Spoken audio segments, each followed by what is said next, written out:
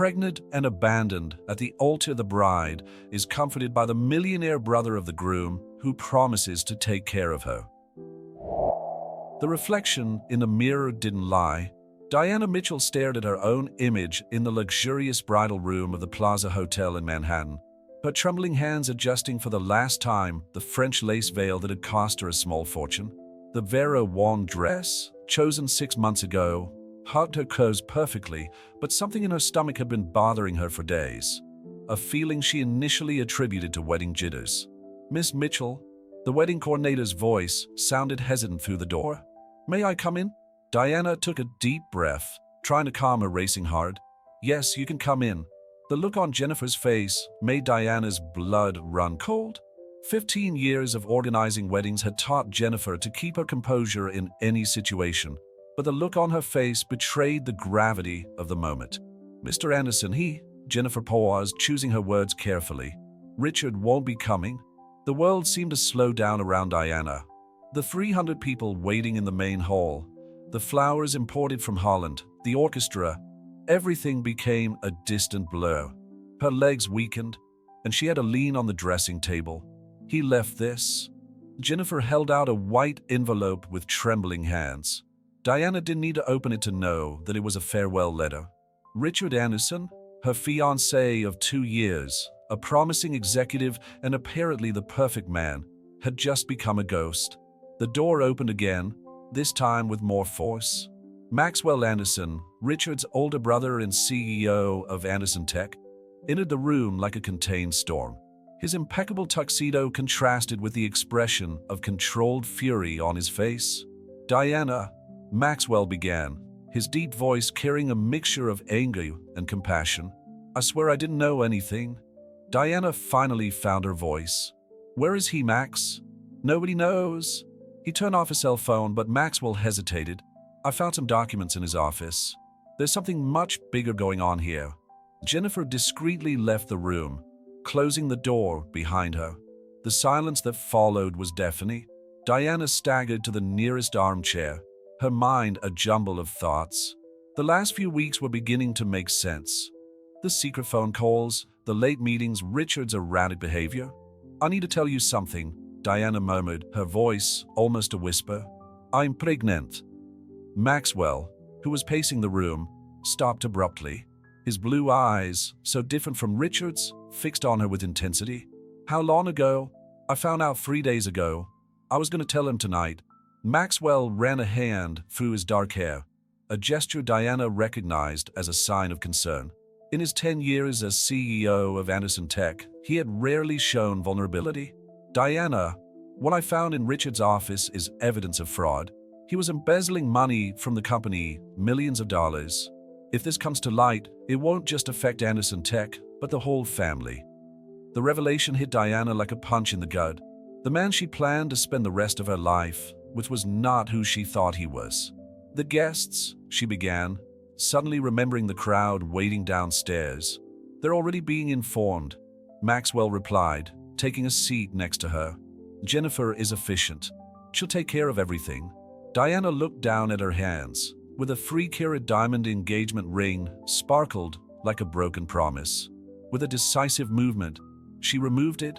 "I can't stay here in New York," she declared. "Not with all the press it will attract." "I have a house in Greenwich, Connecticut," Maxwell offered. "It's discreet, safe. You can stay there until we decide how to proceed." Diana looked up, meeting Maxwell's gaze. You're carrying my nephew," he replied firmly.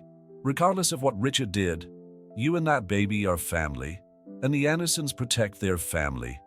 At that moment, something changed between them. The Maxwell that Diana knew, the ruthless CEO, the ever-serious older brother, showed a different face. Behind the professional facade, there was a man determined to do the right thing. "I'll help you change," he said, getting up. "My driver is waiting for us at the back. The less attention we attract, the better." As Maxwell headed for the door, Diana called out to him, "Max." He turned around. "Thank you." A small smile appeared at the corner of his lips. "It's the least I can do." As the door closed, Diana looked once more at her reflection in the mirror. The wedding dress, which should have been the symbol of the happiest day of her life, now looked like a cruel reminder of unpredictable fate. But as she began to unbutton the dress, a determination grew inside her. Her life would not end because of Richard Anderson's cowardice. With or without him, she would be strong, for herself and for the baby she was carrying. What she didn't know was that that day would mark not just the end of a dream, but the beginning of something much deeper and truer. And Maxwell Anderson, the man who would now become her unlikely protector, would be far more important in her life than she could ever have imagined. The house in Greenwich was exactly as Maxwell had described it: discreet and safe. Located at the end of a tree-lined street, the three-story colonial-style property had an air of quiet dignity that suited its owner perfectly. Diana observed the imposing facade through the Bentley's window as the chauffeur drove along the gravel path to the main entrance. "The housekeeper, Mrs. Morris, has prepared the master bedroom for you," Maxwell commented, breaking the silence that had dominated the 40-minute drive from Manhattan. "She's completely trustworthy and has been in the family for over 20 years. Diana nodded, still wearing the set of pants and blouse that Jennifer had provided after helping her get rid of her wedding dress. The makeshift closet would be her first concern in the coming days, but for now, her mind was busy processing the events of the last few hours. "I need to call the hospital," she muttered, suddenly remembering her job as a pediatrician at New York Presbyterian. "I can't just disappear. I've already taken care of that," Maxwell replied, his tone softening. "Dr. Reynolds, your boss, has agreed to give you 2 weeks of medical leave. He's an old friend of the family and understands the situation." The car stopped, and before Diana could react, Maxwell was already outside, opening the door for her. The fresh Connecticut air hit her, bringing with it the scent of jasmine from the impeccably kept garden. A middle-aged woman, who Diana assumed was Mrs. Morris, was waiting at the front door. Her face emanated a maternal kindness that made Diana feel instantly more comfortable. "Welcome, Miss Mitchell," the housekeeper greeted with a warm smile. "I prepared tea and some light snacks in the solarium. I imagine you haven't eaten properly today." The mention of food made Diana's stomach churn. The morning sickness she had been experiencing for the last few days had chosen that moment to manifest itself. Maxwell noticed her sudden pallor and, with surprising agility, guided her to the nearest bathroom. Minutes later, sitting in the solarium with a cup of ginger tea in her hands, Diana felt more centered.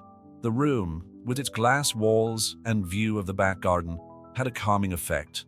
"Richard has always been impulsive," Maxwell commented, breaking the contemplative silence. "But this is different. The documents I found show an elaborate embezzlement scheme that's been going on for at least a year." Diana looked up from her cup. "How much?" "Approximately $23 million, he replied, his voice tense. "The money was transferred to various offshore accounts. Our auditors are still tracing the full route." The magnitude of the situation hit Diana full force. It wasn't just a runaway fiancé. It was a corporate scandal that could destroy one of the largest technology companies in the country. "There's something else," Maxwell continued, leaning forward in his chair. "We found evidence that Richard was trading confidential company information with our main competitors." Diana felt her heart squeeze. The man she thought she knew, with whom she planned to build a life, was a complete stranger. "The shareholders will be informed on Monday," Maxwell explained. "The press will inevitably find out soon after. That's why we need to keep you protected here. Your pregnancy, if it leaks to the media now, it'll be a circus." "How long?" Diana asked, her voice low. "How long do I need to stay hidden?" Maxwell stood up, walking over to the window. The afternoon sun cast long shadows over the garden, creating a hypnotic pattern on the marble floor. "At least until the first quarter is over," he replied. "Then we can reassess the situation. I promise I'll do everything in my power to protect you and the baby." Diana watched Maxwell's profile against the light. There was something comforting about his presence, a solidity that Richard had never possessed. While the youngest of the Andersons had always been charming and volatile, Maxwell was like a rock, steady and reliable. "There's something you're not telling me," she deduced, noticing the tension in his shoulders. Maxwell turned, his eyes meeting hers. "Richard had help inside the company. Someone with access to the security systems. Someone who knew our internal protocols." "Do you suspect anyone?" I have a few theories, but I need to be cautious. If there is an informant at Anderson Tech, any false move could jeopardize the investigation. Mrs. Morris entered discreetly with more tea and a tray of light sandwiches. The sun was beginning to set, tinting the sky with shades of pink and gold. "You should rest," Maxwell suggested, noticing the tiredness in Diana's eyes. "It's been an intense day." Diana nodded and stood up. Her legs were still shaking slightly, a physical reminder of the emotional trauma she had suffered. "Max," she called out as he prepared to leave. "Thank you. Not just for the shelter, but for being honest with me, for treating me like an adult who can handle the truth." A small smile appeared on his lips. "You're stronger than you think, Diana, and you're going to need that strength in the coming months." As she climbed the stairs to the master bedroom, Diana reflected on how her life had completely changed in less than 24 hours.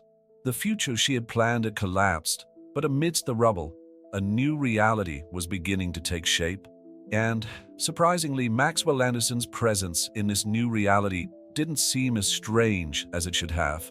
The sound of a notification woke Diana up the next morning. Her cell phone, charging on the bedside table, displayed a series of headlines that made her heart clench.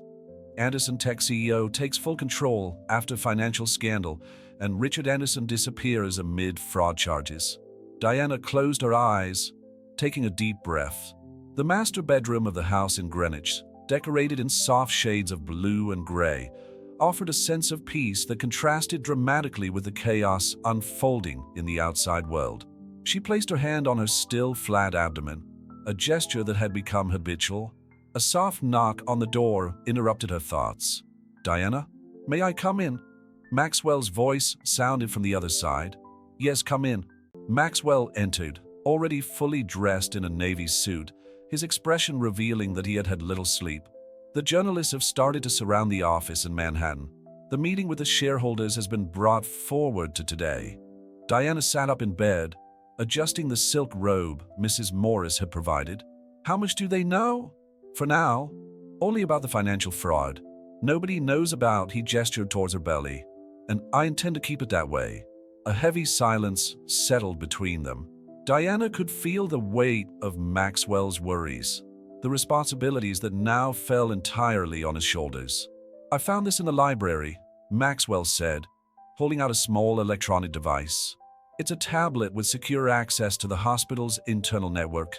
Dr. Reynolds suggested that you could review some cases remotely if you feel like it. He said that work has always been your best therapy." Diana took the tablet, touched by the thoughtfulness. "He knows me well. I've also scheduled an appointment with Dr. Laura Martinez for tomorrow," Maxwell continued. "She's one of the best obstetricians in Connecticut, and more importantly, she's extremely discreet." "You've thought of everything," Diana commented, studying his face. The dark circles under her blue eyes were more pronounced today. "I have to go to Manhattan now," he said, consulting his Rolex. "But I'll be back for dinner. Mrs. Morris is at your disposal, and there are 2 security guards on the property. If you need anything, I'll be fine, Max," she interrupted him gently. "Go look after the company." He hesitated for a moment, as if he wanted to say something else, but just nodded and left the room. Diana spent the morning exploring the house. The library, in particular, captured her attention. Floor-to-ceiling bookcases housed an impressive collection of books, and an antique desk near the window offered a perfect view of the garden. It was there that Mrs. Morris found her around lunchtime. "Miss Mitchell, I prepared a chickpea salad with grilled vegetables. I read that it's excellent for pregnant women." Diana smiled, touched by her housekeeper's concern. "Thank you, Mrs. Morris. And please call me Diana." During lunch, Diana reviewed some medical records on her tablet. Work had always been her refuge, and immersing herself in the cases of her little patients provided a welcome sense of normality. In the afternoon, while walking through the garden, her cell phone rang. It was Jennifer, the wedding coordinator. "Diana, darling," Jennifer's voice sounded concerned. "How are you?"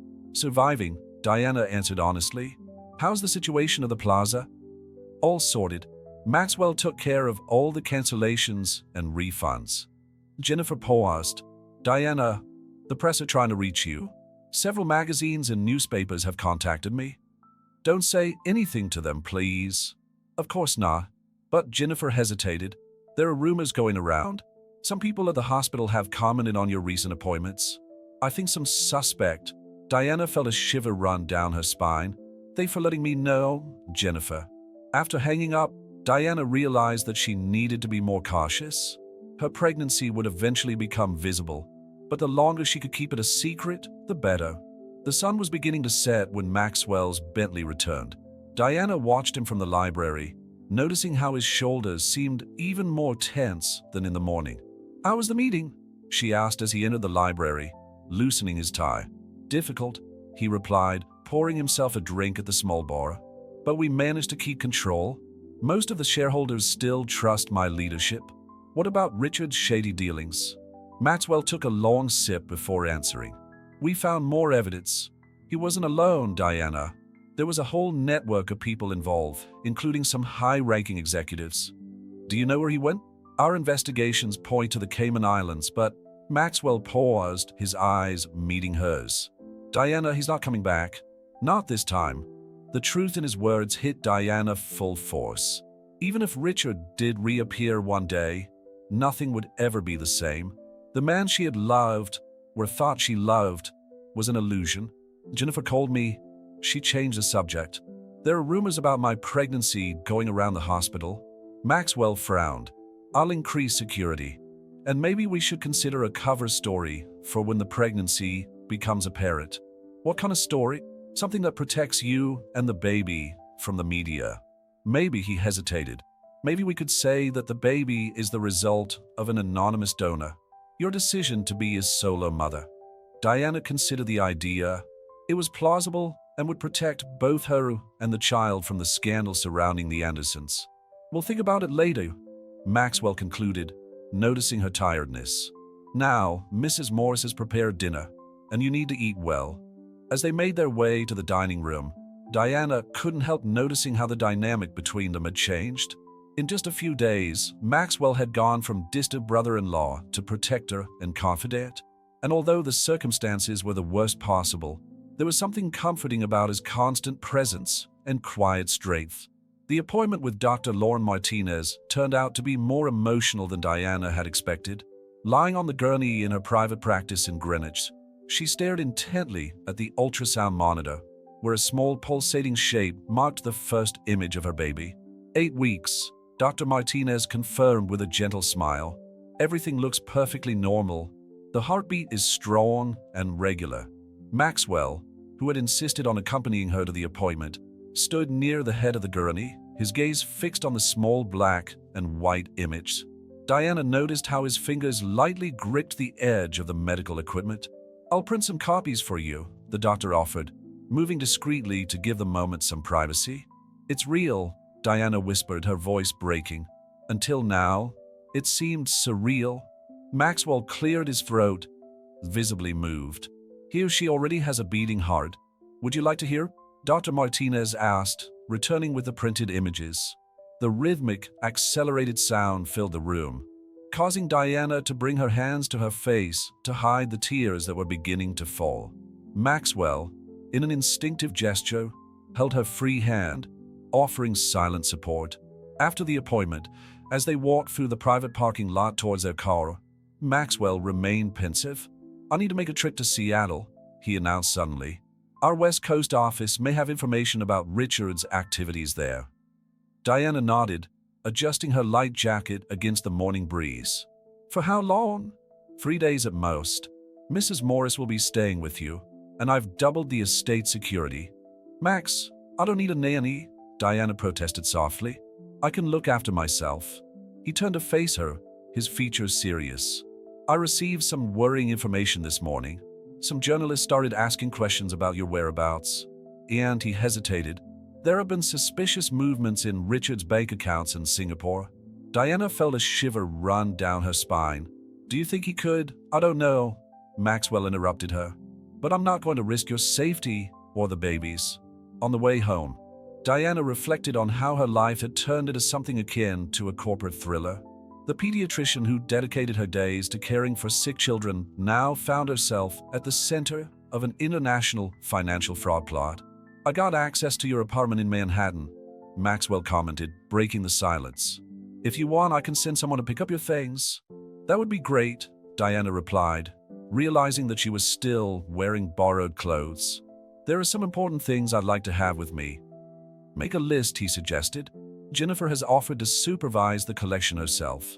When they arrived at the house, they found Mrs. Morris preparing lunch in the spacious gourmet kitchen. The aroma of fresh herbs and roasted vegetables filled the room. How was the appointment? The housekeeper asked, her face lighting up as she looked at the ultrasound images Diana was carrying. Everything was perfect, Diana replied, taking a seat on a high stool at the kitchen island. 8 weeks. Maxwell checked his phone, frowning at any incoming messages. I need to make some calls before lunch, he excused himself, heading for the office. Mrs. Morris waited until he was out of reach before commenting. I've never seen him as preoccupied as he's been the last few days. Diana observed the direction in which Maxwell had disappeared. He's carrying a lot of weight on his shoulders. It's not just the company, the housekeeper commented, lowering her voice. Mr. Maxwell has always been the pillar of the Anderson family. Ever since his parents died in a helicopter crash 5 years ago, he's taken on all the responsibilities. I didn't know about their parents, Diana admitted, realizing how much she still didn't know about her ex-fiancé's family. It was a difficult time, Mrs. Morris continued, absent-mindedly stirring a sauce in a pot. Mr. Richard, well, he didn't cope well with the loss. That's when he started getting involved with questionable people. The conversation was interrupted by Maxwell's return, his countenance even more tense. I need to make my trip to Seattle early. I'm leaving tonight. Did something happen? Diana asked, noticing his agitation. Our finance director on the West Coast just resigned without notice, he replied, pouring himself a drink of water. I need to be there before any more documents go missing. During lunch, Diana observed how Maxwell constantly checked his phone, answering urgent messages between mouthfuls. His dark circles were more pronounced, and she could feel the tension emanating from him. You need to get some rest, she suggested gently. I'll rest on the plane, he replied automatically, before pausing and looking at her more closely. Sorry, you're right. It's just all this. I know, Diana added sympathetically. But you can't help anyone if you end up getting sick from exhaustion. A small smile appeared on his lips. Speaking as a doctor now? As someone who cares, she replied without thinking, surprising them both with the sincerity of the statement. The moment was interrupted by the ringing of Maxwell's cell phone. Another corporate emergency demanding his attention. Diana watched him walk away, realizing how, in just a few days, her perception of him had completely changed. The ruthless CEO now revealed layers of complexity and compassion that she had never noticed before. Dinner will be served at 6, Mrs. Morris announced, starting to collect the plates. That way Mr. Maxwell will have time to eat before he leaves for the airport. Diana nodded, her mind already wandering to the 3 days she would spend alone in the house. Somehow, Maxwell's absence worried her more than it should have. Maxwell's absence made the house strangely silent. Diana spent the first morning alone, organizing her clothes and personal belongings that Jennifer had brought from her apartment in Manhattan. Each familiar piece brought back memories that now seemed to belong to another life. Her phone vibrated with a text message from Maxwell. Landing in Seattle. Found something. I'll call you later. Direct and succinct as always. Diana was about to reply when Mrs. Morris knocked on her door. Ms. Mitchell, there's someone here who insists on seeing you. A reporter from the New York Times. Diana's heart raced. How did she find me? I didn't let her pass the gate, but she's quite insistent. She mentions having information about Mr. Richard that you need to know. Diana approached the window discreetly. An elegant woman in her 40s was standing next to a black BMW, typing furiously on her cell phone. I've already alerted security, Mrs. Morris continued. But perhaps we should warn Mr. Maxwell. No, Diana decided. He has enough to worry about in Seattle. I'll call Jennifer. She'll know how to handle it. Jennifer answered on the first ring. Victoria Hayes, she said before Diana had even explained the situation. She's been stalking everyone remotely connected to the Andersons for the last few days. She's known for her persistence in corporate scandal cases. What should I do? Absolutely nothing. Don't confirm your presence there. Don't make any statements. I'll contact our lawyers immediately. The reporter stayed for another 2 hours before finally leaving. Diana spent this time in the library, alternating between reviewing medical records and glancing nervously out of the window. In the evening, Maxwell called as promised. His voice sounded tired through the speakerphone. The finance director was working with Richard. We found suspicious transfers to accounts in Mauritius. Another destination to add to the list, Diana commented, leaning back in the library armchair. By the way, we had a visitor today. There was a moment of tense silence on the other end of the line. Victoria is... How did you know? She tried to ambush me at Seattle Airport an hour ago. Diana, she has sources inside the hospital. She knows about your prenatal appointments. Diana felt her stomach sink. What do we do now? I've already set our legal department in motion. But he hesitated. Maybe it's time we implemented that story about the anonymous donor. We can publicize it in a controlled way, through the appropriate channels. What about Richard? If he finds out about the pregnancy through the press, that's a risk we need to consider, Maxwell admitted. But it's better that we control the narrative than let someone like Victoria Hayes expose everything in her own way. Diana ran her hand over her still imperceptible belly. When are you coming back? Tomorrow night. There's one more person I need to question here. He paused. Diana, about the donor story, you don't have to decide now. We can discuss it in person when I get back. After hanging up, Diana remained in the library, watching the night fall over the manicured gardens. Mrs. Morris brought in some chamomile tea and ginger cookies, silently offering company. You know, the housekeeper began, taking a seat in a nearby armchair. I've worked for the Andersons for so long that I consider them family. I've watched Mr. Maxwell grow up, take on greater and greater responsibilities, especially after the tragedy with his parents. What was he like before he became CEO? A nostalgic smile appeared on Mrs. Morris's face. Lighter, brighter. He loved music. He played the piano in that music room which is now closed. But he was always protective, always put his family first. And Richard? Oh, Richard was always the problem child. Brilliant, but unstable. Mr. Maxwell spent years covering up his mistakes, protecting him from consequences, until, she sighed, well, some people don't want to be saved. Diana absorbed this information, realizing how little she knew about the Anderson family dynamic, despite having been engaged to one of them. The next morning, Diana woke up feeling intensely nauseous. After spending an hour in the bathroom, she decided she needed some fresh air. She walked through the garden, keeping within the safe boundaries of the property, when she noticed movement in the bushes near the wall. His heart raced as he recognized a camera. Before she could react, one of the security guards was already at her side, escorting her back into the house while another dealt with the intruder. Paparazzi, the security guard explained. Don't worry, we've already removed him from the property. Diana spent the rest of the day in her room, feeling like a prisoner in a gilded cage. When her phone rang in the early evening, she answered without checking the number. Diana, the voice made her blood run cold. It was Richard. How did you... Don't hang up, he begged. I know you must hate me, but I needed to know. The baby. Is it true? Diana ended the call with trembling hands and immediately called Maxwell. I'm boarding right now, he said after hearing what had happened. Don't answer any more calls from unknown numbers. I'll be there in a few hours. That night, Diana could hardly sleep. Richard's voice echoed in her mind, bringing up emotions she thought she had buried. When she finally heard the sound of Maxwell's car arriving, it was just after 2 in the morning. He found her in the library, still awake, wrapped in a blanket on the sofa.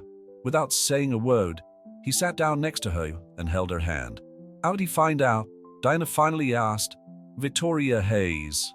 Maxwell replied, the exhaustion evident in his voice. She managed to track him down and made contact. Apparently, she's preparing an explosive story about the whole scandal. Including the baby? Yes. Maxwell squeezed her hand gently.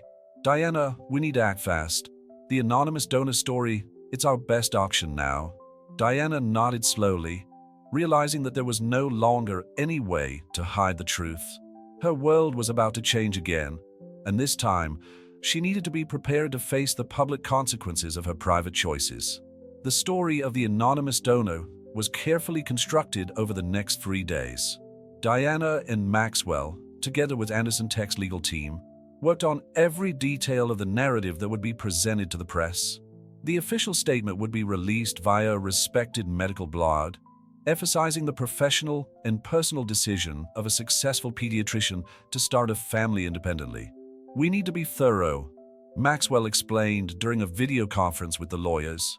"Every detail must be verifiable without revealing the true paternity." "What if Richard tries to contest it?" one of the lawyers asked. "He'd have to appear in public," Maxwell replied, "which would mean facing the pending criminal charges. In addition, we've prepared documentation that protects Diana's and the child's rights, regardless of the circumstances." After the meeting, Diana met Maxwell on the terrace, her favorite place to fake. The late afternoon sun painted the Connecticut sky in golden hues, creating an almost unreal atmosphere. "Are you all right?" he asked, noticing her pensive expression. "It's strange," she replied, leaning on the parapet. "We're creating a fictional story to protect the truth, but somehow, part of it doesn't seem so fictional." "What do you mean?" "The part about wanting to be a mother regardless of a relationship, about making that choice consciously." She paused. "Maybe if I had been more honest with myself before, I would have realized that Richard wasn't the right person." Maxwell watched her with intensity. "Sometimes people only show us what we want to see." "How do you do it?" Diana asked suddenly. "Deal with all this, the company, the scandal, Richard, and still—" She gestured vaguely between them. "Look after me and the baby?" A tired smile appeared on his lips. "Years of practice in crisis management, I suppose.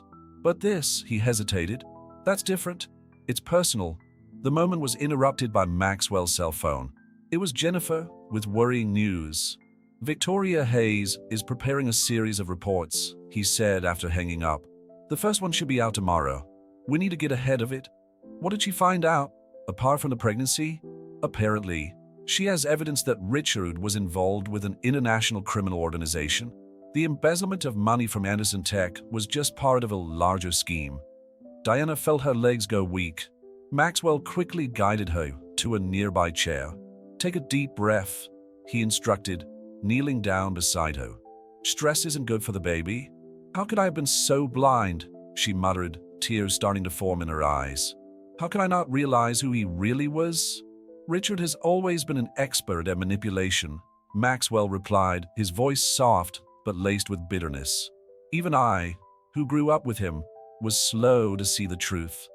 Mrs. Morris appeared discreetly with a glass of lemon water and ginger cookies, which had become Diana's favorite snack during her morning nausea. "Dinner will be served in an hour," she announced. "I've prepared grilled salmon with vegetables, excellent for the baby's development." After the housekeeper left, Maxwell checked his messages again. "I'll need to go to Washington next week. The FBI wants to discuss the international ramifications of the case." "For how long?" 2 days tops." He paused. "Diana, perhaps it's time we considered more permanent measures for your safety. What do you suggest?" "The house in Greenwich is great, but it's too close to New York. I have a property on Martha's Vineyard which is more secluded and safer." "We could—" "No," Diana interrupted him firmly. "I'm not going to hide on an island, Max. I can't spend my entire pregnancy on the run." Maxwell studied her for a moment before nodding. "You're right. I'm sorry. It's just—" He ran a hand through his hair, a gesture Diana already recognized as a sign of concern. "The thought of something happening to you or the baby—" "Hey," she said softly, touching his arm. "We're safe here. You made sure of that?" Dinner was served in the solarium, where they could watch the sunset through the glass walls. Diana noticed that Maxwell had barely touched his food, lost in thought. "I got a message from Dr. Martinez today," she commented, trying to distract him. "She scheduled our next appointment for next week. We'll be able to listen to the baby's heart again." His face softened visibly. "I'll have Jennifer rearrange my schedule. I don't want to miss any appointments." Something in the way he said it made Diana's heart race. Maxwell's dedication went beyond familial obligation or a sense of duty. There was a genuine concern, an affection that became more evident every day. "Max," she began hesitantly, "about the donor story. Are you sure you want to get so involved? It could affect your personal life, your reputation." "Diana," he interrupted her gently. My priority now is to make sure that you and this baby are safe and happy. The rest is secondary." The silence that followed was filled with unspoken meanings, feelings that were beginning to take shape but didn't yet have a name. Outside, the first stars were beginning to the Connecticut sky, silent witnesses to a story that was developing in an unexpected, but perhaps inevitable way. The official announcement of Diana's pregnancy was made on a quiet Tuesday morning.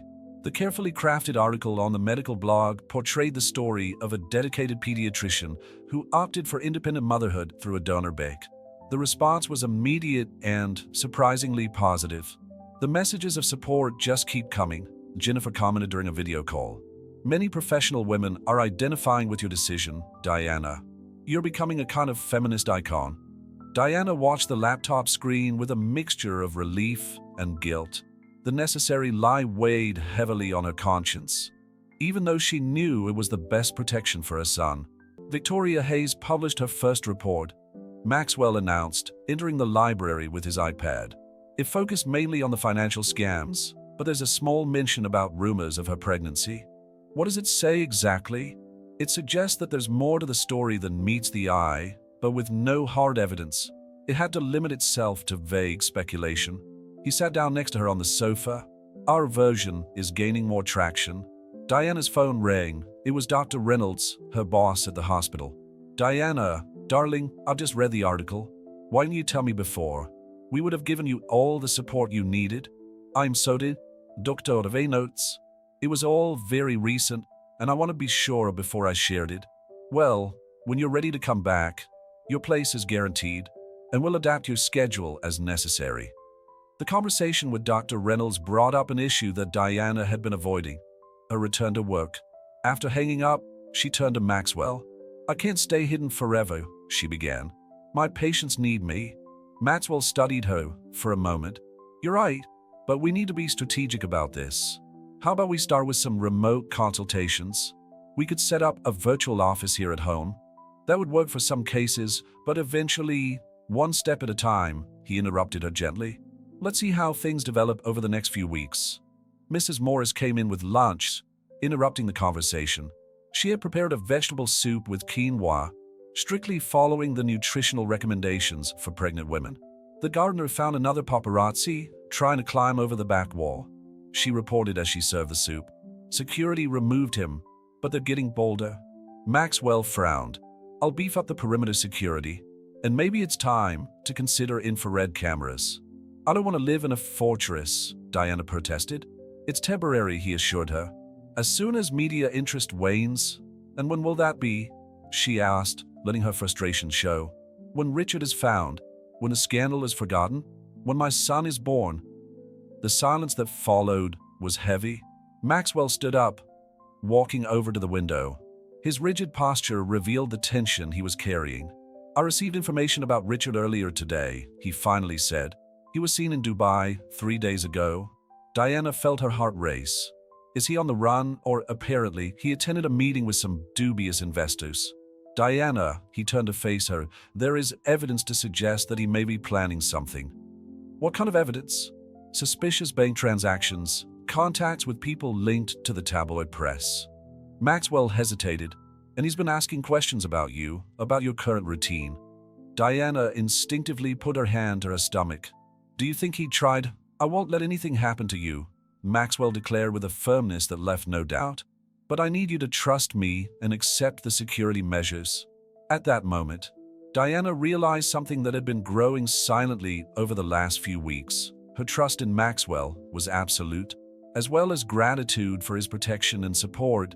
There was a deeper feeling developing. "I have a suggestion," he continued, returning to his seat. "There's a pediatric clinic in Greenwich that takes special cases. We could arrange for you to do some shifts there in a controlled and safe environment." "Have you looked into it?" "I called a few contacts," he admitted. "The clinic has an excellent reputation and strict safety protocols. It would be a good start." Diana felt tears forming in her eyes, touched by his consideration in thinking of alternatives that would allow her to gradually return to work. "Why you do all this, Max?" she asked softly. "It goes far beyond family obligation." Maxwell stared at her for a long moment. as if carefully considering his answer. "Because you deserve to be happy, Diana. You and that baby deserve a chance at a normal life, despite everything that's happened." But there was something in his eyes, an unspoken emotion, that suggested there was more behind his words. Diana realized that she wasn't the only one experiencing complex and unexpected feelings. Dr. Martinez called earlier. She changed the subject, noticing his discomfort. She scheduled a 3D ultrasound for next week. "We'll be able to see the baby's face." Maxwell's face lit up visibly. "I wouldn't miss it for the world." The afternoon progressed with the two of them discussing practical details about the clinic in Greenwich and the necessary arrangements. Mrs. Morris occasionally appeared with tea and cookies, casting knowing glances at the couple who seemed increasingly at ease in each other's company. Outside, the sun was beginning to set over Connecticut, painting the sky in shades of pink and gold. Diana watched Maxwell working on his laptop, answering emails and coordinating the property security. There was something comforting about his constant presence, something that went beyond the physical protection he provided. It was as if, in the midst of the chaos Richard had left behind, something new and unexpected was blossoming, something that neither of them was ready to name, but which was growing silently, day after day, appointment after appointment, moment after moment. The headline in the Wall Street Journal read what Diana feared most: international connections in the Anderson scandal, Dubai, Singapore, and the Cayman Islands. Victoria Hayes' front-page story detailed an intricate web of financial transactions that stretched across 3 continents, with Richard Anderson at the center of it all. "Don't read that," Maxwell said, trying to take the paper from Diana's hands, but she refused to let go. "I need to know, Max. I need to understand what Richard was involved in." Her eyes quickly scanned the text, absorbing details about money laundering, corporate bribes, and possible connections to criminal organizations in the Middle East. "Ms. Mitchell," Ms. Morris interrupted, holding up a phone. "It's Dr. Martinez. Something about moving up your appointment to today." Diana frowned, worried. "Did something happen?" "She prefers to discuss it in person," the housekeeper replied, casting a meaningful glance at Maxwell. The journey to the clinic was tense. Maxwell insisted on using a different car, with darker windows, and assigned 2 security guards to follow them in another vehicle. The paranoia was beginning to seem justified after the latest revelations. In the examination room, Dr. Martinez greeted them with a serious expression. "I've received some results from your latest blood tests, Diana. Your blood pressure is higher than normal for this stage of pregnancy." "Stress," Diana muttered, aware of how the last few weeks had affected her health. "Precisely. And that's why we need to discuss some changes." The doctor cast a meaningful glance at Maxwell before continuing. "I recommend relative rest for the next few weeks. No fussing or excessive worrying." Maxwell leaned forward in his chair. "What exactly does that mean for the plans for the clinic in Greenwich?" "We can postpone it for a few weeks," Dr. Martinez suggested. "The important thing now is to make sure that both Diana and the baby are healthy." During the ultrasound, the familiar sound of the baby's heartbeat filled the room. Diana noticed how Maxwell unconsciously approached the gurney, his eyes fixed on the monitor. 12 weeks, the doctor announced with a smile. "The first trimester is almost complete." And look, she adjusted the angle of the equipment. We could see the profile of the little face. Diana felt tears run down her cheeks as she saw the tiny image on the screen. Maxwell, in an automatic gesture, took her hand, their fingers intertwining naturally. On the way home, the silence in the car was contemplative. Diana occasionally glanced at Maxwell, noticing how his jaw was tense. "You're worried," she noted. "Your blood pressure," he began but stopped, reorganizing his thoughts. "All this is affecting your health, Diana. And it's my responsibility." "No," she interrupted him firmly. "It's not your responsibility. None of this is your fault. If I realized earlier what Richard was doing—" "Max, look at me." She waited until their eyes met. "You've been my anchor in all this chaos. Without you—" The moment was interrupted by Maxwell's cell phone. It was Jennifer with urgent news. "Richard made contact," he announced after hanging up, "through a lawyer in Dubai. Maxwell hesitated, clearly disturbed by the information. "He's demanding a paternity test as soon as the baby is born." Diana felt the air escape from her lungs. He doesn't have that right. Not after all. Legally, he can request it, Maxwell explained softly. But our lawyers are already prepared. The abandonment, the criminal activities, all that counts against him in any legal dispute. When they arrived home, Mrs. Morris was waiting for them with a worried expression. "There's a letter," she said, pulling out an envelope with no sender. "It's been through security. There's nothing suspicious." Maxwell took the envelope first, examining it carefully before handing it to Diana. Inside, there were just a few handwritten lines. "Diana, the baby deserves to know his real father. Don't let my brother manipulate you." Diana's hands trembled as Maxwell read the message over her shoulder. Without saying a word, he wrapped his arms around her, offering her the comfort she desperately needed at that moment. "He won't come near you," Maxwell promised, his voice laden with determination. "Not him. Not anyone who wants to hurt you or our—" He stopped abruptly, realizing what he had said. Diana pulled away slightly, looking into his eyes. There was something there, a truth they had both been avoiding acknowledging for the last few weeks. "Max," she began, her voice only a whisper. But before she could continue, one of the security guards rushed into the room. "Mr. Anderson, we've detected suspicious movement on the northern perimeter of the property. We need to move Ms. Mitchell to a secure location immediately." The moment broke, the reality of their situation intruding once again.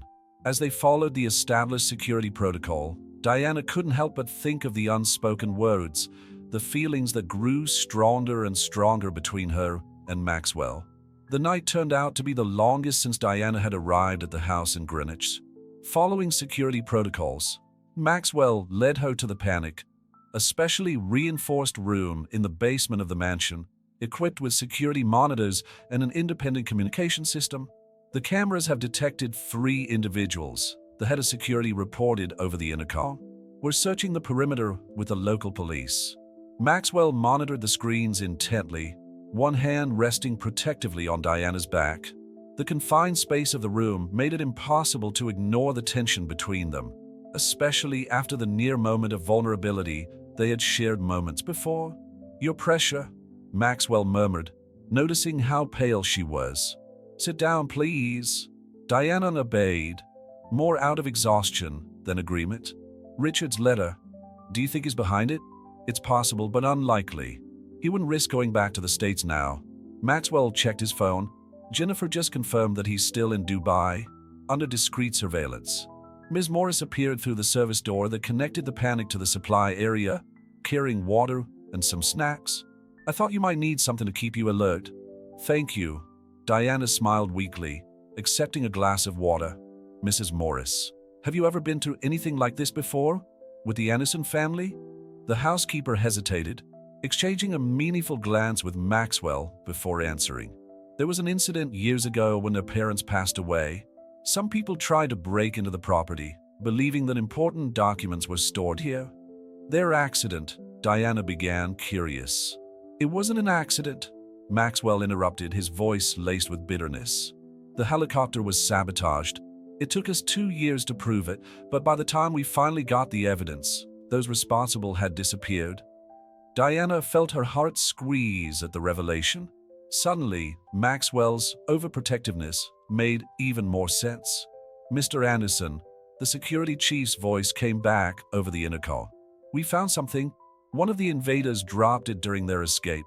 Minutes later, an envelope was delivered through the security door. Inside, there were photographs, dozens of them.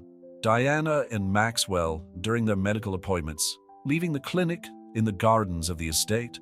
Some looked weeks old. "They were monitoring us," Diana whispered, horrified. Maxwell studied the photos with a grim expression. "This is professional work. They're not just paparazzi. Private investigators? Or something worse?" He turned to the head of security. "I want the whole estate checked again. Cameras, microphones, anything suspicious." 2 hours passed before the area was declared safe. During that time, Diana watched Maxwell coordinate a series of actions. Beefing up security, contacting authorities, running background checks on all recent employees. "We need to talk," she finally said, when they were alone again. About what you said upstairs, about her baby. Maxwell stopped his frantic movement, staring at her. The vulnerability in his eyes was palpable. Diana, No, she interrupted him gently. Let me speak first. Over the last few weeks, you've been more than a protector or a brother-in-law fulfilling an obligation. You've been, she hesitated, searching for the right words. You've been everything. It shouldn't be happening like this, he admitted, running a hand through his hair in a nervous gesture. You were engaged to my brother. You're pregnant by him. And yet, here we are. Diana stood up, approaching him. Life rarely goes according to plan, does it? The silence that followed was full of unspoken possibilities. Through the security monitors, they could see the first light of dawn breaking over Connecticut. Ms. Mitchell, Mrs. Morris interrupted gently. Dr. Martinez is on the phone. She insists on talking to you about the results of yesterday's tests. The reality of the outside world took hold again, reminding them that there were more urgent matters to be dealt with. Maxwell reluctantly walked away, turning his attention to the security monitors.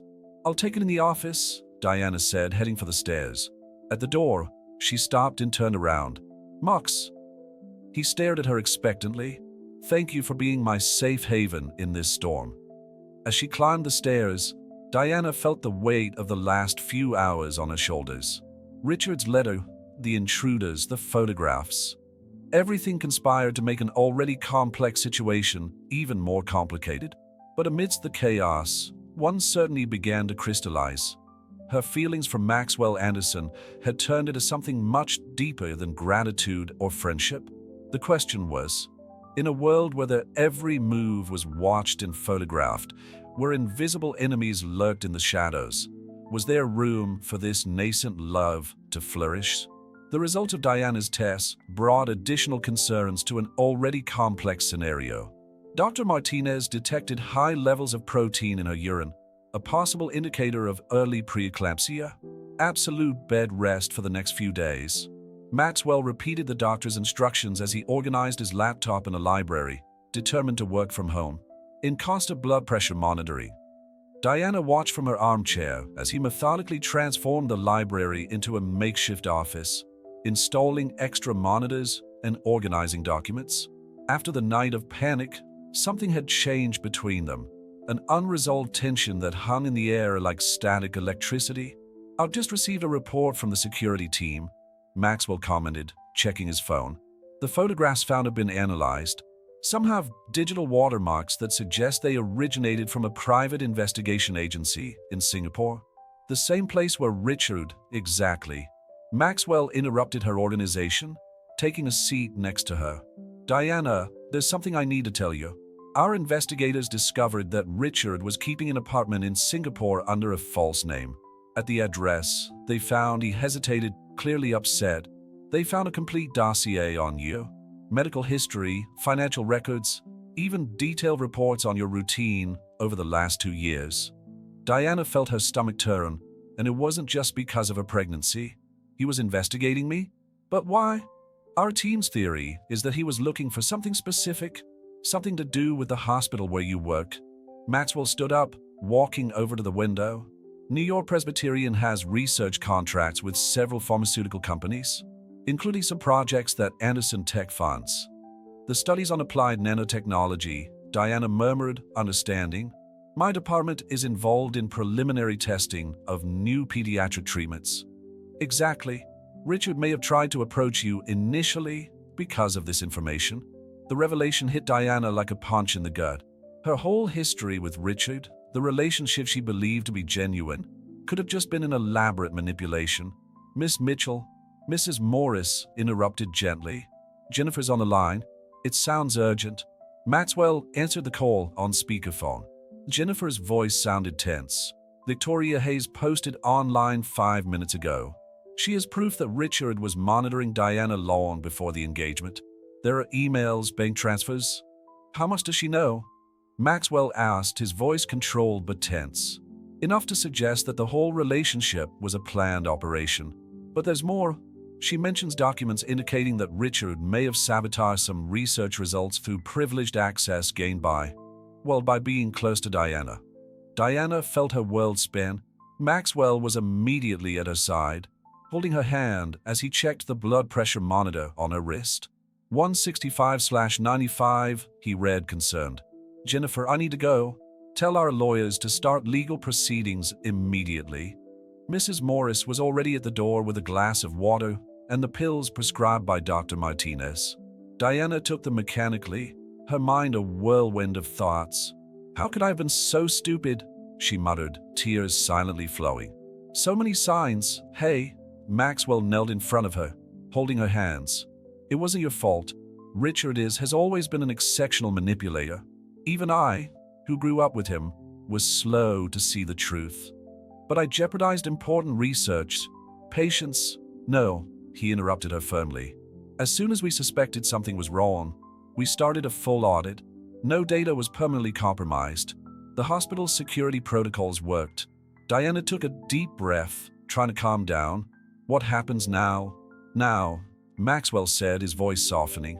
You rest and concentrate on keeping yourself and the baby healthy. Let me deal with the rest.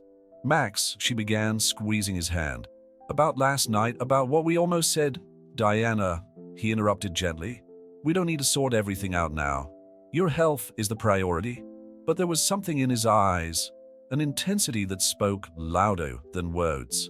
Mrs. Morris, watching discreetly from the doorway, smiled to herself before leaving. The rest of the day passed in a blur of calls, reports, and medical monitoring. Maxwell coordinated everything without leaving Diana's side, turning the library into a makeshift command center. In the evening, when the last conference had finished and the reports had been filed, they sat in comfortable silence, watching the night sky through the library windows. You know, it's ironic, Diana commented softly. In the midst of all this chaos, all this betrayal, I've never felt as safe as I do now. Maxwell watched her for a long moment before replying. Maybe because sometimes we need to lose everything to find what really matters. The words hung between them, loaded with meaning. Diana realized that, despite all the painful revelations of the day, her heart was at peace. Because there, in that library-turned-fortress, next to Maxwell Anderson, she was finally where she was supposed to be. News of Richard's prior investigation into Diana dominated the mainstream media the following morning. Maxwell found Diana in the music room, a rarely used room in the mansion, sitting at the antique piano that had belonged to her parents. I didn't know you played, he commented softly, coming closer. Actually, I don't, Diana replied, her fingers gliding lightly over the yellowed keys. But I've always wanted to learn. Richard promised to teach me once. She stopped, a bitter smile appearing on her lips. Another lie, I suppose. Maxwell sat down next to her on the piano bench. Our parents insisted that we learn music.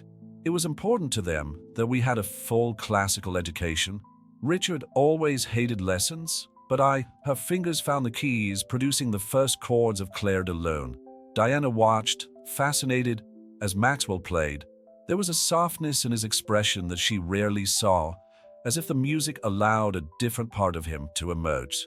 Mr. Anderson, the head of security, interrupted from the doorway, looking embarrassed. The investigators found something on the northern perimeter.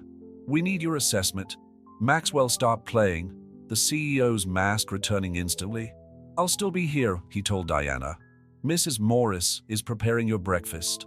Max, she called before he left. What did they find? He hesitated. A listening device. Professional, military. Someone was monitoring our conversations. The implication of the discovery hung heavily between them. Diana instinctively put her hand to her stomach, a protective gesture that didn't go unnoticed by Maxwell. I'm going to reinforce the electronic security, he assured her.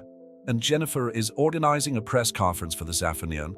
We need to control the narrative before speculation gets any worse. The morning passed in a succession of virtual meetings and consultations with lawyers. Diana, following doctors' orders to rest, followed everything from the library, now equipped with monitors showing the property's security cameras. The documents found in Singapore are devastating, Jennifer explained during a video conference. Richard kept detailed records of every interaction with Diana, including reports on her emotional reactions.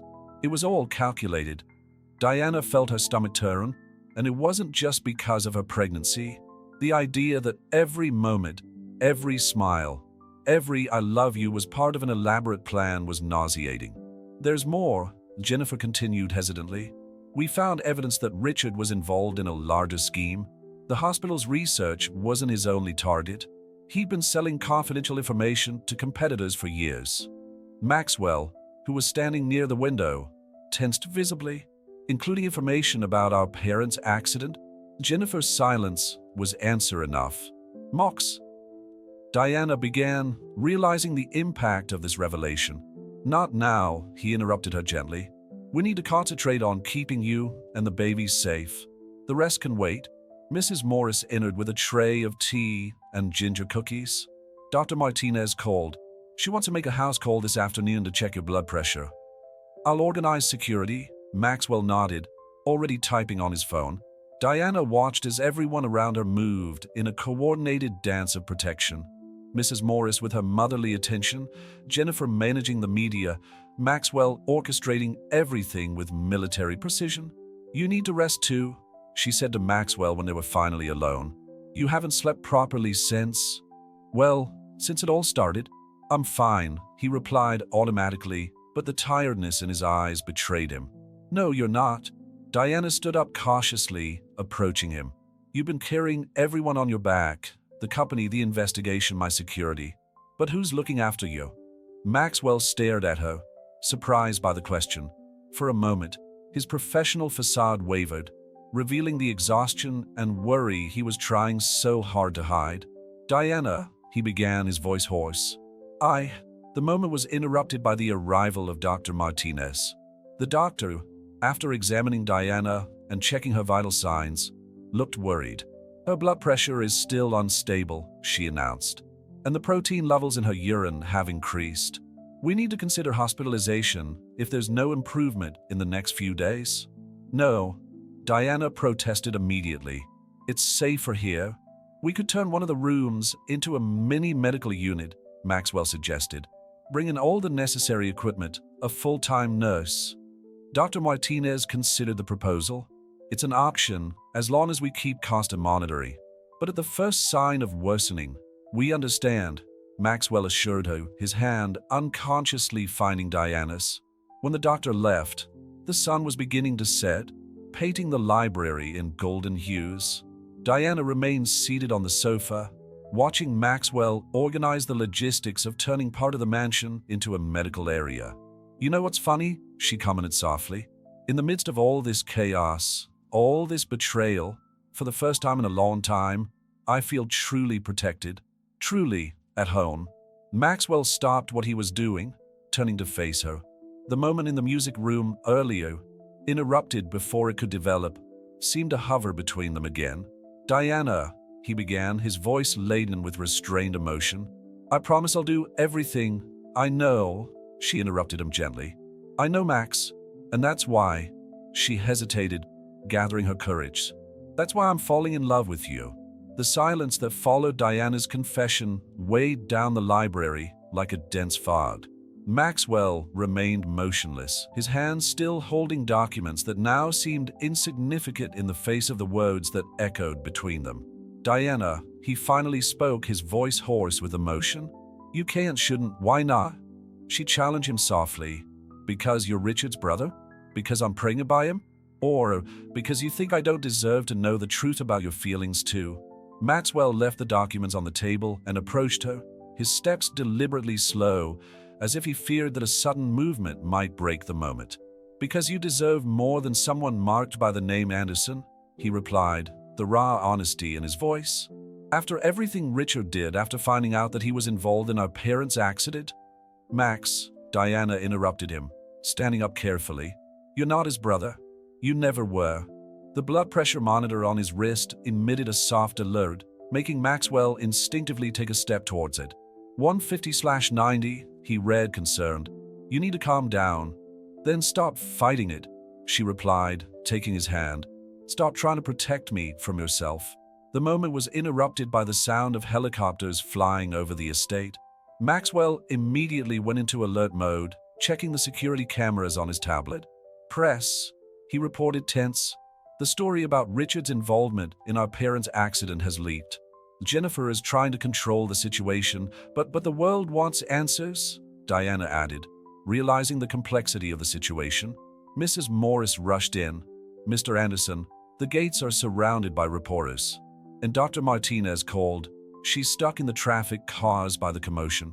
Maxwell ran his hand through his hair, a gesture Diana already recognized as a sign of extreme concern. "I need to make a statement," he decided. "It's the only way to disperse them. No, they're not teeth. Let Jennifer deal with it. You don't owe them anything." "I owe you the truth," he replied, finally meeting her eyes. "To everyone. About Richard, about my parents, about," he hesitated, "about us." Diana's heart raced. "What do you mean?" Maxwell moved closer again, this time without hesitation. "I mean, I'm falling in love with you too. Probably from day one, when you showed more strength and dignity than anyone I've ever met." The sound of the helicopters seemed distant now, irrelevant in the face of the intensity of the moment they were sharing. "Mr. Anderson," the head of security interrupted over the intercom. "We have a situation. Victoria Hayes is broadcasting live from the gate, claiming to have proof that Richard planned the wedding as part of a larger operation." The reality of the outside world set in again, but something had changed. Maxwell didn't let go of Diana's hand as he gave instructions to the security team and coordinated the response to the media with Jennifer. "I'll make the statement," he finally decided. "But not here. We're going to Manhattan." "Manhattan?" Diana asked in surprise. "Anderson Tech's headquarters. It's time to face all this head-on." He squeezed her hand gently. "But only if you agree. Your health and the babies are a priority." Diana considered the proposal. Dr. Martinez certainly wouldn't approve of the trip, but staying hidden in Greenwich wouldn't solve anything.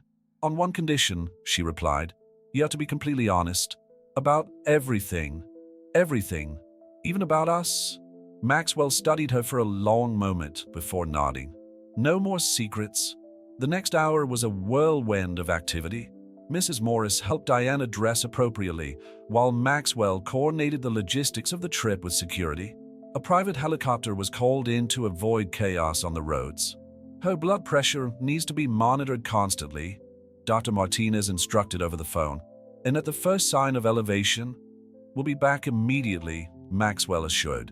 On the makeshift helipad at the back of the estate, Diana looked out at the mansion that had become a refuge over the last few weeks.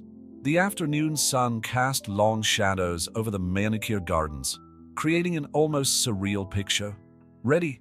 Maxwell asked, helping her onto the helicopter. Diana nodded, surprised at her own calm.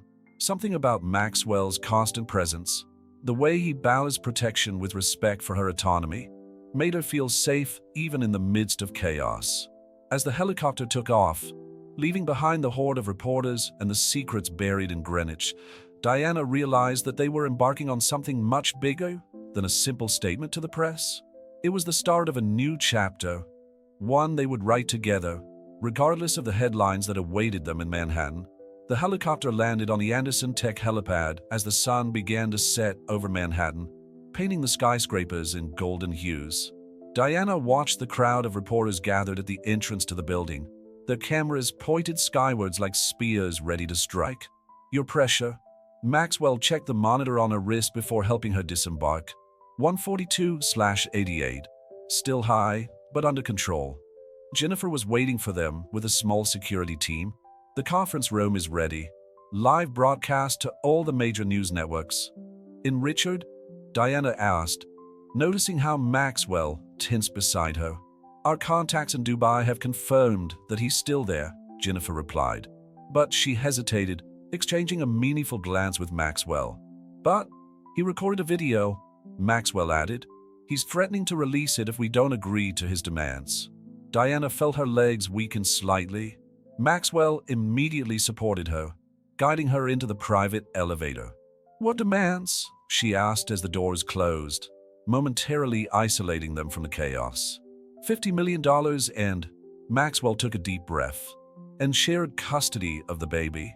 The absurdity of the situation made Diana let out a bitter laugh. He abandoned his own son on his wedding day. He's involved in the death of his parents. And now he wants He'll have none of it. Maxwell interrupted her firmly. Our lawyers have already prepared all the necessary documentation. With the evidence we have about his criminal activities, he won't get anywhere near that child. The elevator reached the executive floor. Jennifer guided them through silent corridors to a meeting room where a team of lawyers and advisors awaited them. Ms. Mitchell, one of the lawyers, approached.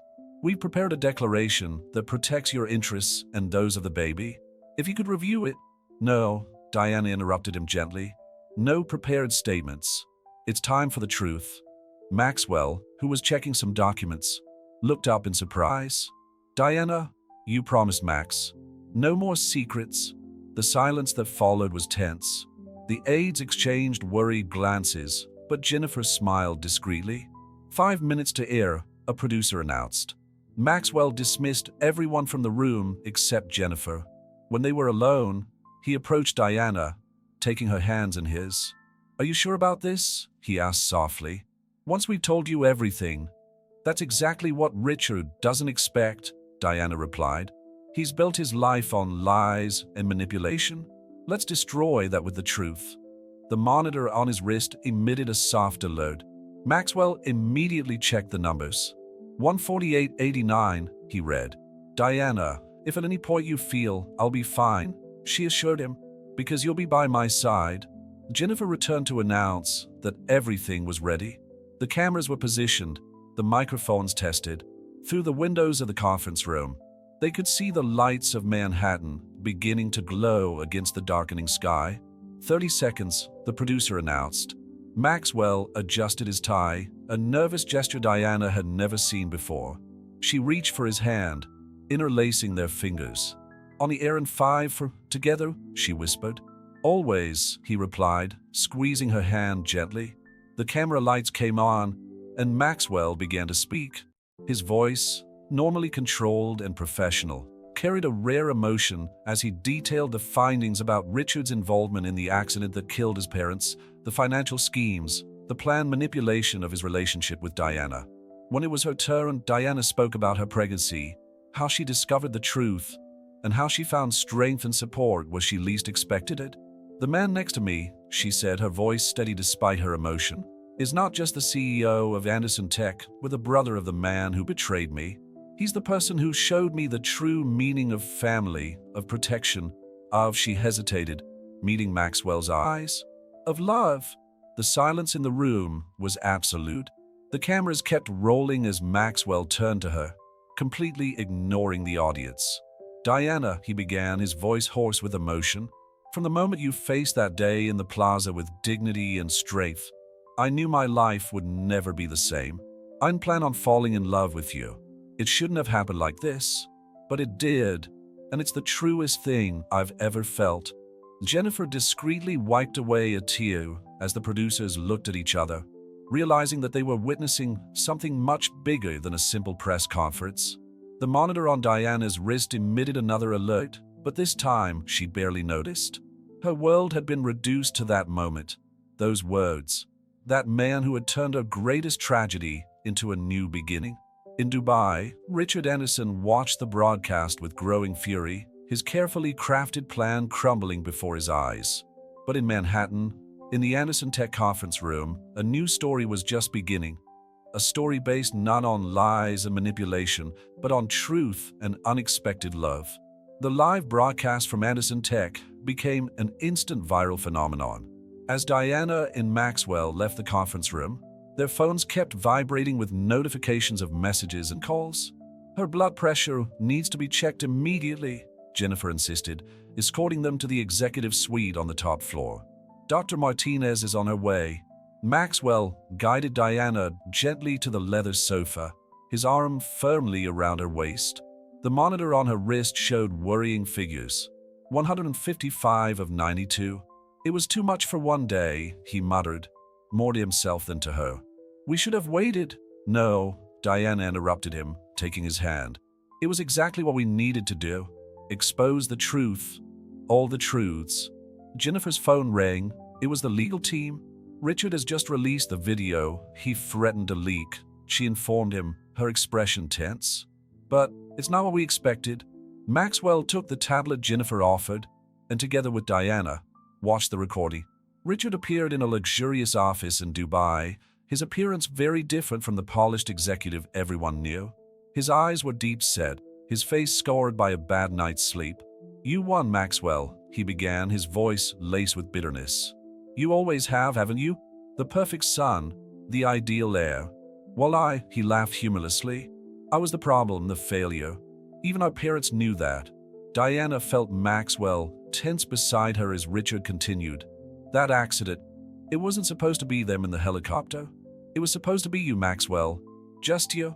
But they changed their plans at the last minute, decided to take that damn surprise trip." "Oh God," Diana whispered, realizing the magnitude of the confession. "As for you, Diana," Richard turned to the camera, his eyes feverish. "You were perfect, a respected doctor, access to the research we needed, and naive enough to believe in love at first sight.